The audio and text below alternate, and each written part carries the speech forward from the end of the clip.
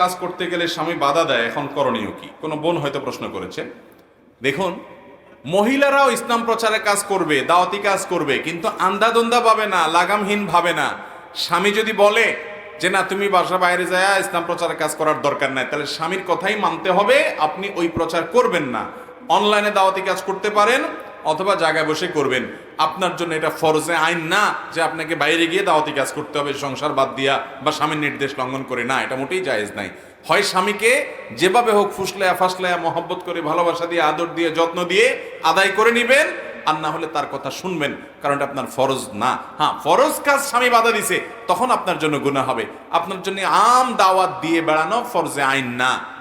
হ্যাঁ, আপনি আপনার বাসা বাড়িতে দাওয়াতি কাজ করবেন, আপনার ছেলে মেয়েকে দাওয়াতি কাজ করবেন, পরিবার লোকদের মধ্যে দাওয়াতি কাজ করবেন। সেখানে যদি স্বামী বাধা দেয় যে তাদেরকে নামাজ পড়তে বলতে পারবা না, স্বামী যদি বলে, তো স্বামীর সেই কথা শোনার কোনো যুক্তি নাই, কারণ সেটা আল্লাহর অবাধ্যতা হবে। কথা কি বুঝাইতে পারছি? জজবা বা জোশের নাম ইসলাম না ভাই।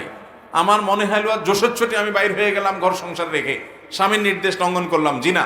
স্বামী আপনার জন্য আল্লাহর পক্ষ থেকে নির্ধারিত অভিভাবক, এই অভিভাবকের নির্দেশ মানতে হবে। ইসলাম চায় আমাদের পরিবারগুলো খুব সুন্দরভাবে পরিচালিত হয়, এই জন্য স্বামীকে অভিভাবক হিসাবে নির্ধারণ করেছে।